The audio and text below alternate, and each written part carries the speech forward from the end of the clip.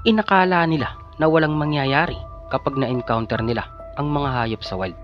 Pero nagkamali sila dahil sa mga pangyayaring ito na hindi sinasadyang makukuha ng kamera. Kaya tara at umpisahan na natin. Pero paalala lang, lahat ng nasa video ito ay hindi naman nasaktan ng malala. Sa Yellowstone National Park, makikita ang mga bison at sila ang isa sa pinakadelikadong hayop sa lugar dahil maaari nilang atakihin ng tao kapag sa palagay nila ay may banta ito sa mga bison. Tulad ng babaeng ito, masyado niyang ginalingan. Kahit na pinagbabawal na bumaba ang mga turista sa lugar, ay lumapit pa rin siya para mag-selfie sa bison.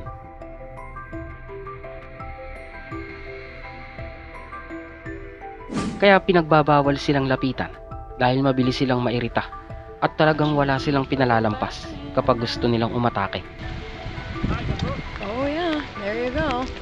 Kaya dapat na hindi basta-basta lalapit sa apex predator tulad ng buhaya dahil wala rin silang pinalalampas, lalo na at alam nilang maaari nila itong kainin. Para makakuha ng magandang larawan ay bumaba ang lalaking ito sa gilid ng ilog kung saan ay nag-aabang lamang ang buhaya. Hindi siya nakikinig sa mga kasama niya habang sinisigawan ito na umakyat.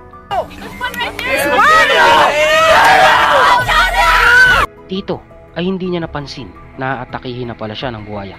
Kaya naman agad siyang nakataas.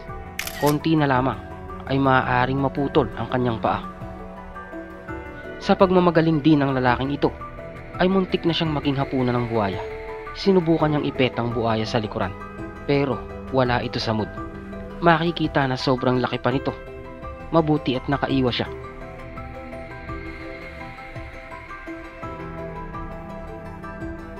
Sa lakas ba naman kumagat ng mga buhaya at nangunguna pa sila sa Animal Kingdom ay naaabot nito ang 16,414 Newton, nakatumbas ng bigat ng isang maliit na kotse. Bakit nga ba ang mga taong ito ay nagtatayo pa ng tent sa African Safari, kung saan ay naninirahan ang ilang mababangis na hayop gaya ng leon? Natural na talagang makukuryos sila sa mga ito, tulad ng lalaking ito na nagtayo ng tent sa gitna na malapit sa teritoryo ng mga leon. Kaya paggising nila sa umaga ay nakaaligid na pala dito ang leon, kaya hindi nakalabas ang kasama niya sa tent sa takot na makain ng leon. Yung aakalain ng iba na friendly ito pero hindi. Masyado ring naging papansin ang mga turistang ito nung lumapit ang leon sa bintana ng sasakyan. Sinubukan nila itong hawakan sa likod pero ayaw ng leon. Kaya naman kung aatakihin sila nito at papasok sa bintana ay maaaring tapos sila. Heto naman ang magpartner na may kakaibang trip sa buhay.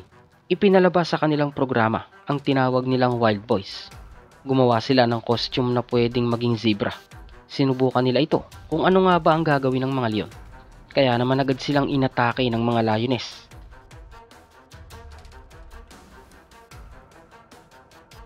Dinambahan ng isang leon ang costume sa ulo, kaya natanggal agad. At dito, sa gulat ng dalawa, ay napatakbo sila ng mabilis.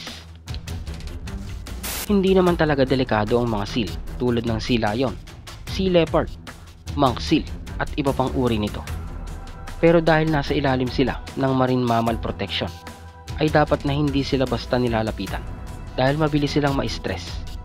Dahil gustong mag-selfie ng babaeng ito sa tabi ng sea lion, ay muntik na siyang makagat nito.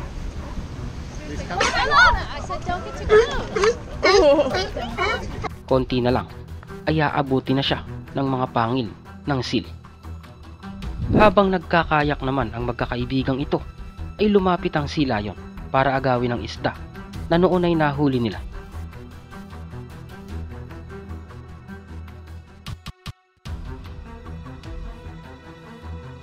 Mukha pang ang gusto nitong pagtripan ang isa sa kayakaya.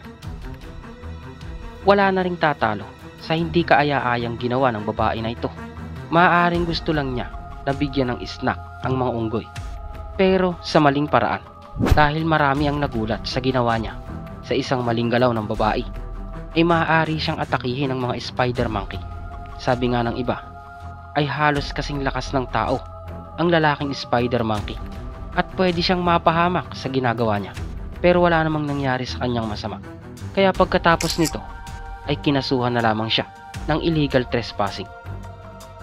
Sa hindi malamang dahilan ay napaakyat ang lalaking ito sa ibabaw ng sasakyan ng mga turista dahil hindi lamang ang pagkain na binibigay nila ang pinagbabalakan nito.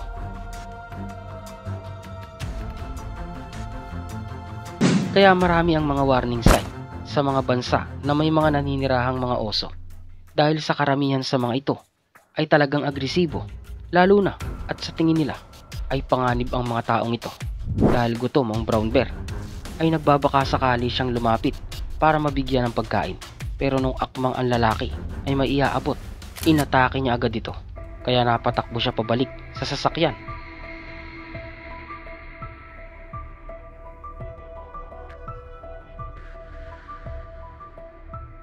Ang babaeng ito naman ay bumaba pa ng sasakyan para subukang magpa-picture sa oso. May hawak pa itong treats na dapat ay iaabot niya. Kaya nang lalapit na siya, ay akmang aatakihin din ito ng oso.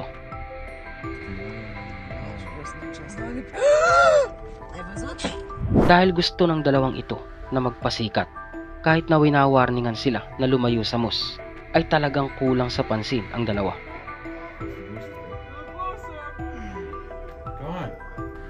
Idiots. Kaya nang hipuin ng isa sa likod ang mus, ay inatake siya nito. Ay inatake sila nito. Muntik na yung isang lalaki kung hindi siya napadapa.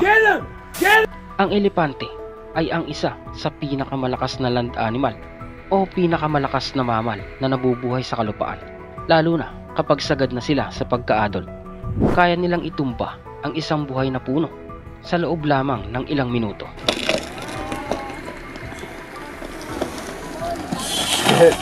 Kaya din nilang itaob ang ibang malalaking sasakyan.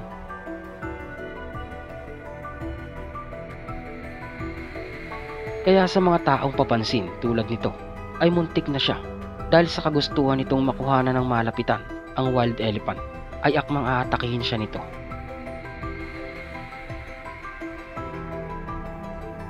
Dahil mukhang mas matalino ang elepante kaysa sa kanya ay naisip niya na huwag na lamang. Kaya hindi dapat basta magmagaling pagdating sa mga wild animal at hindi naman talaga alam ang tunay na motibo ng ugali ng mga hayop na ito pagdating sa tao. Kaya yan lang muna ang mga video natin sa ngayon. Ikaw, nagustuhan mo ba ang mga pangyayaring ito? Kaya comment ka lang sa ibaba ng channel na to at pag-usapan na yan.